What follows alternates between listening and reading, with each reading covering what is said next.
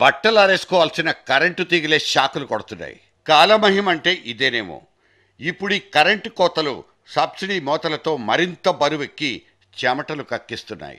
మొదటి కలం పోటుతో ఫైళ్లకు ఫైళ్లు గాల్లో చక్కర్లు కొడుతూ యమ స్పీడ్గా తిరిగేస్తాయనుకుంటే అవేమో రూళ్ల కర్రల భయంతో బిక్కుబిక్కుమంటూ గాల్లో ఎగరడం సంగతటుంచి బీరువా సొరుగుల్లోనే నక్కి నక్కి దాక్కుంటున్నాయి.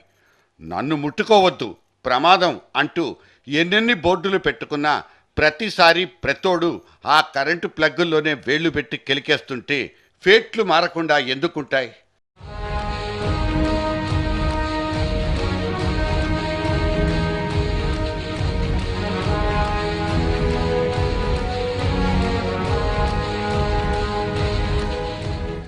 కరెంటు అనగానేమి?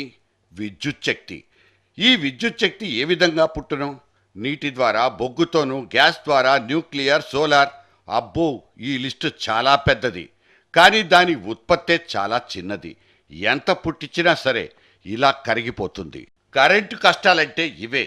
చంద్రబాబు నిన్నో మొన్నో పేల్చేసిన ఓ కరెంటు తుపాకీ అదేదో అతడు సినిమాలో గన్నులో గోళీ వెనక్కి కొట్టి కాల్చినోళ్లే కబలించేసిందా? అదేమో తెలీదు గాని ఎక్కుపెట్టిన తుపాకీ అసలు నీది కానే కాదంటూ ఆ పైనున్నోళ్లు తీర్పునిచ్చేశారు. ఇక్కడేమీ లేకుండానే కరెంటు పుట్టుకొచ్చేసింది. వోల్టేజీ లెక్కలు మనకు రావు కాబట్టి ఆ హరీషుడన్న మాటలు ఎంత షాకిచ్చాయన్నదానికి మన దగ్గర లెక్కల్లేవు. తెలంగాణలో ఉన్న వాళ్ళు తెలుగు ప్రజలు కాదా? ఏ రకంగా మీరు ఓవర్ నైట్ నిర్ణయం తీసుకుంటారు? అంటే ఈ ప్రజలు ఇప్పటికే డెఫిషియట్ ఉంది, ఇక్కడ కరెంటు మీద ఆధారపడరని తెలిసి కూడా, కరెంటు లోటు ఉందని తెలిసి కూడా రాత్రికి రాత్రి మీరు నిర్ణయం తీసుకుంటున్నారంటే మరి దీన్ని ఏ రకంగా అర్థం చేసుకోవాలి? నీళ్లు కావాలంటే కరెంటు దగ్గర కాంప్రమైజ్ కావాల్సిందేనంటూ సోషల్ మీడియాలో పడిపోతున్న ఎద్దేవాలకు, ఎటకారాలకు ఎక్కడో చోట ఫుల్ స్టాప్ పడాల్సిందే. పునర్విభజన బిల్లులో చిన్న చిన్న అక్షరాల్ని చదువుకోకుండా ఇప్పుడొచ్చి తూచంటే సరిపోతుందా? ముందే చూసుకోవాలి అన్నా ఆ కోర్టులు, చట్టాలు, వాటి భాష్యాలు చాలానే ఉంటాయి. అకార్డింగ్ టు సెక్షన్ అంటూ ఆ తర్వాత జడ్జీలు కళ్ళజోళ్లు సవరించుకున్నారంటే శతాబ్దాలు వాటి వెనకున్న జనరేషన్స్ మొత్తం మటాష్.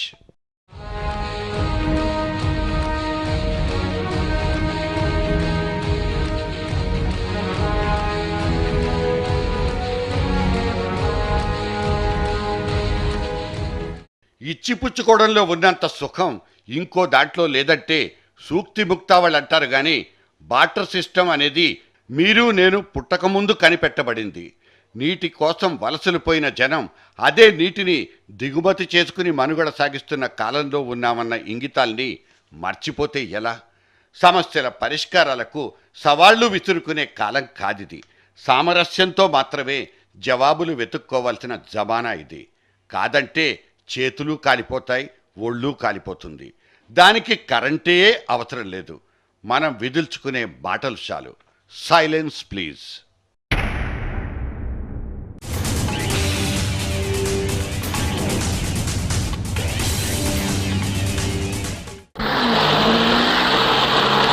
చిన్నబాబు. చిన్నబాబు ఎవరు?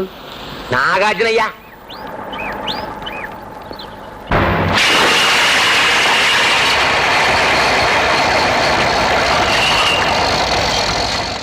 యాక్టర్ కొడుకు యాక్టర్ అయితే తప్ప ప్రపంచవ్యాప్తంగా పుట్టుకొస్తున్న చిన్నబాబుల మీద జర్నలిస్ట్ డైరీకి గాలి మళ్ళినట్లు కనిపిస్తోందంటూ సెటైర్లు వెయ్యమంటే కొన్ని మాటలు చెప్పుకుందాం రండి. నిజమే, ఒక యాక్టర్ కొడుకు యాక్టర్ అయితే, డాక్టర్ కొడుకు డాక్టర్ అయితే, ఇంజనీర్ కొడుకు ఇంజనీర్ అయితే తప్పేంటి? అదే సెకండ్ జనరేషన్ ఆంట్రప్రెన్యూర్షిప్ గురించి మాట్లాడుకోవాలని కొంతకాలంగా కోరిక. ఇక్కడి రాష్ట్రం, ఈ రాష్ట్రంతో పాటు దేశం, ఆ మాటకొస్తే ప్రపంచంలోని ఇంకొన్ని దేశాల్లో వారసులకు సరసమైన పదవుల్ని కట్టబెట్టి ఈ ఔత్సాహికుల్ని ఇతోతికంగా ప్రోత్సహిస్తే తప్పేంటంటూ కుండపోతగా విమర్శలు వర్షించే కాలమిది. కాబట్టి కొన్ని చరిత్ర పేజీల్ని తిప్పాల్సిందే, తప్పదు.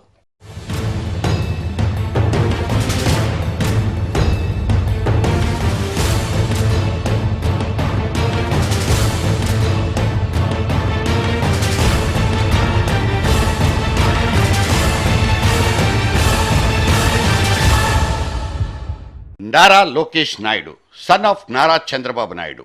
ఇప్పుడు ఈ విషయం పెద్ద వార్తేవి కాదు. ఖతర్నాక్ కాంబినేషన్ అంతకంటే కాదు. కాకపోతే ఎటొచ్చి 2019 నాటికి లోకేష్ వర్సెస్ జగన్ అంటూ ఒక డైరెక్ట్ ఈక్వేషన్ని తెర మీదకు తీసుకొచ్చిన కొన్ని మీడియా సంస్థలకు టీఆర్పీ మీటర్లు అయితే తిరగొచ్చేమో కానీ ఈ మొత్తం వ్యవహారాన్ని భూతద్దాల కిందకు తొయ్యకుండా ఉండలేం కదా. అసలు 2009 నాటికే ఈ చిన్నబాబు రాజకీయ ఆరంగేట్రాన్ని చేసినట్టే లెక్క. బ్రెజిల్లో జనాలకు క్యాష్ ఇచ్చి అక్కడ ప్రభుత్వాలు కేరింతలు కొట్టుకున్న నేపథ్యాల్ని నేరుగా ఇంపోర్ట్ చేసి ఫుల్లుగా బెనిఫిట్ కొట్టేయాలన్న ఈ తెలుగుదేశపు యువ కిషోరాన్ని ముద్దు పెట్టుకోకుండా ఉండలేకపోయానంటూ బాబుగారు ఆనాడు జనాలకు సవినయంగా మనవి చేసుకున్నారు. నా కొడుకని కాదు గాని అతని ఐడియాకు ఫ్లాట్ అయిపోయానంటూ తన టెంప్టేషన్కు కారణాల్ని కూడా వివరణ ఇచ్చుకున్నారు బాబుగారు. మొత్తం మీద ఆ విధంగా ముందుకు పోవడానికి తన కొడుక్కి ఎన్టీఆర్ భవన్ గేట్ పాస్ ఇప్పించేశారు తెలుగుదేశాధినేత. కానీ దురదృష్టవశాత్తు ఇంకే కారణమో తెలియదు కానీ ఆ 2009లో దేశం పార్టీ అధికారపు కుర్చీ మీద కర్చీఫ్ మాత్రం వేసుకోలేకపోయింది. గెలిస్తే ఎలా ఉండేదో చెప్పుకోవడం ఇప్పుడు అనవసరమేమో కానీ ఆనాడు చిన్నబాబు గారికి ఆ విధంగా జరిగిపోయిన రాజకీయ ఆరంగేట్రం పార్టీలో మాత్రం స్వల్ప ప్రకంపనలనే పుట్టించింది. జగన్ని ఒక దొంగబ్బాయిగాను, లోకేష్ని మొద్దబ్బాయిగాను కొన్ని పార్టీలు, పేపర్లు, వాటితో పాటు సొంత కాంపౌండ్ నుంచే విమర్శలైతే వినిపించాయి. పట్టించుకోకపోతే పచ్చడన్నమైన పరమాన్నం లాగానే కనిపిస్తుందంటారు. పైగా ఆకలి కూడా రుచెరగదు కదా. అది ఆనాటి లోకేశుడి ఆలోచనో లేక ఆవేశమో తెలియదు కానీ నిష్టగా కష్టపడ్డ ఆ కుర్రాడు ఎవరేమనుకుంటే నాకేంటంటూ ఆ విధంగా ముందుకెళ్ళిపోయాడు. సమైక్యం అనే వ్రతం చెడ్డ ఆ పార్టీకి ఒక రాష్ట్రం అనే ఫలితం మాత్రం దక్కింది.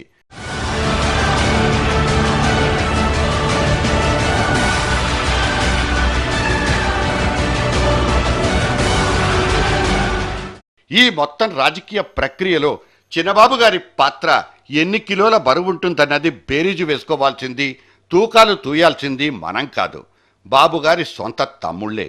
ఒక మనిషి మీద రాళ్లేసే ముందు వాటి సైజుల్ని చూసి వితరన్న నీతి ఈ పాడు రాజకీయాల్లో ఒకటుంది. చిన్నబాబు విషయంలో కూడా అదే జరిగిందేమో. పాపం ఆ కుర్రాన్ని పట్టుకుని అన్న మాటలకు, విసిరిన రాళ్లకు వేరొకళ్ళైతే అస్త్ర సన్యాసం చేసేసి ఆమడ దూరం పారిపోయి ఉండేవారు. కానీ ఎవరితోనూ మాట్లాడకుండా కొంతమంది తన లెఫ్టినెంట్లను, 4-5 బంట్లను పక్కన పెట్టేసుకుని పార్టీ కార్యకలాపాల్లో ఒక స్థానాన్నైతే సంపాదించుకున్నాడు చిన్నబాబు. మధ్యలో అడ్డు రాబోయడనో లేక వస్తాడనో తెలీదు గాని ఆ జూనియర్ని అటు నుంచి అటే సాగనంపేశాడన్న అపవాదును అధినాయకుడికే అంటగట్టేశారు. హోర్డింగుల్లో తన తండ్రి పక్కన అభిమానులు ఈ చిన్నబాబు చిన్నతలకాయను అచ్చేసుకున్న రోజు ఆ సీతయ్య గారికి పిచ్చి కోపం వచ్చింది. అందుకే ఆనాటి మహానాడు నుంచి పెద్ద పెద్ద అంగలేసుకుంటూ నిష్క్రమించేశారు. కోపం చల్లారిని హరికృష్ణ ఆ తర్వాత అదే స్పీడును మెయింటైన్ చేసి రాజ్యసభకు రాజీనామా కాగితాన్ని బరబరా రాసేసి విసరాల్సినోళ్ల మీదకు విసిరేసి షరా మామూలుగా అలిగి తన కలుగులోకి దూరిపోయారు.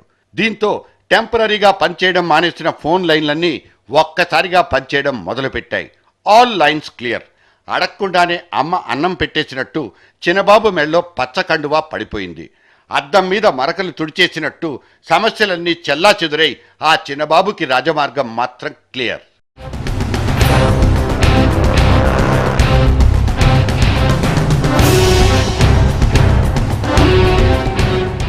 క్యాలెండర్ పేజీలు తిరగకుండా ఆగవుగా ఇంతలో ఎన్నికలొచ్చి మీద పడ్డాయి. అప్పటిదాకా తన ట్విట్టర్ ప్రపంచంలో కత్తి తిప్పుకుంటున్న ఈ చిన్నబాబు జనం మధ్యలోకి వచ్చేశారు. చిన్న చిన్న కుప్పం మీటింగులు దాటి చంద్రగిరిలో చక్కర్లు కొట్టి మొత్తం రాష్ట్ర చరిత్రనే తిరగరాస్తానంటూ చెలరేగిపోయారు. కలిసొచ్చే కాలానికి నడిచొచ్చే కొడుకు పుట్టుకు రావడంతో సంభ్రమాశ్చర్యాలతో పండగలు షురూ అయిపోయాయి. రాజకీయాల్లో కండువాలు లేని భుజాలు, అధికారం లేని హోదాలు, పదవులు లేని ప్రతిష్టలు పనికిరావన్నట్టు ఇప్పుడు లోకేష్ నాయుడికి ఒక పదవి కావాలి, పార్టీలో ఒక హోదా ఉండాలి. పార్టీ ఆఫీసులో సర్వాంగ సుందరంగా ముస్తాబైపోతున్న ఒక మందిరాన్ని సన్నద్ధం చేస్తున్న వార్తలు. చిన్నబాబుకు కార్యకర్తల సంక్షేమ నిధిని సమన్వయం చేసే హోదాలో కూర్చోబెట్టినట్లు ఒక వార్త. తెలుగుదేశం పార్టీ కార్యకర్తల కోసం ఒక సంక్షేమ నిధి ఏర్పాటు చేస్తున్నాను ఆ రోజు మా నాయకుడు నిర్ణయం తీసుకున్నారు. దాని మేరకు నన్ను కోఆర్డినేటర్గానే వేశారు. నా బాధ్యతలు ఇక్కడ నాయకులు అటు పక్కన కార్యకర్తలతో కూర్చుని విధి విధానాలు ఎలా ఏర్పాటు చేయాలి, ఎలాంటి సంక్షేమ కార్యక్రమాలు కార్యకర్తల కోసం ఎలాంటి కార్యక్రమాలు తీసుకోవాలి, ట్రైనింగ్ ఎలా చేయాలి, వాళ్ళ కార్యకర్తలుగానే కాకుండా ప్రజలకి ప్రజాస్వామ్యానికి ప్రయోజకుల్లాగా మార్చాలి అని ఒక ఆలోచనతో ఈరోజు నన్ను కోఆర్డినేటర్తో వేశారు. నాకైతే చాలా సంతోషంగా ఉంది. చిన్నబాబు హోదాకు ఇది చిన్నదో లేక పెద్దదో మాకైతే తెలీదు గాని 80లో తన తండ్రి గారైన చిన్నల్లుడు చంద్రబాబు గారికి ఆనాడు ఎన్టీఆర్ కూడా పార్టీ కార్యకర్తల సమన్వయ బాధ్యతల్నే అప్పజెప్పినట్టు జ్ఞాపకం.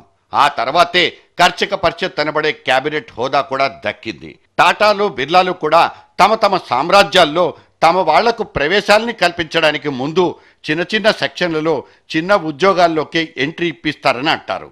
ఇది అంతేనా? ఇక్కడే, అవును సరిగ్గా ఇక్కడే వేరే కొన్ని పేజీలు కూడా తిప్పక తప్పదు. ఇప్పుడు పార్టీ వైస్ ప్రెసిడెంట్ గిరి పదవిని వెలగబెడుతున్న ఆ పెళ్లి కాని ప్రసాద్ కూడా అంతకుముందు నాకేం వద్దంటూ దేశాల్ని పట్టుకు తిరిగినోడే. ఆ మాటకొస్తే అయ్యగారున్నంతకాలం ఆనాడు ఆ జగన్ రాజా వారికి మాత్రం ఏం దక్కింది? బెంగుళూరులో ఉన్న ఆ పెద్ద కొంప తప్ప. అధికారాలకు తమ తమ తనయుల్ని ఎవరెవరు ఎంత దూరం ఉంచారన్నది మీ ఔచిత్యాలకే వదిలేస్తున్నాం. ఇది నేను చూసుకుంటానన్నా.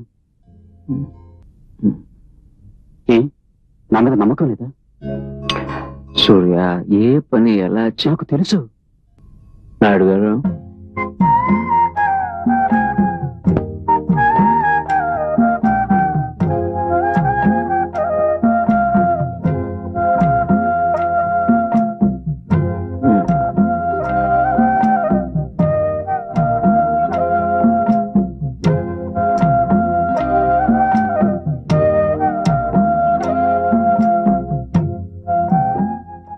అర్హతల్ని బట్టి అవకాశాలు వస్తాయంటున్న రాజకీయులంతా నాణానికి ఒకే వైపున ముద్రించబడతారు అని మేమంటే అచ్చు తప్పవుతుందా?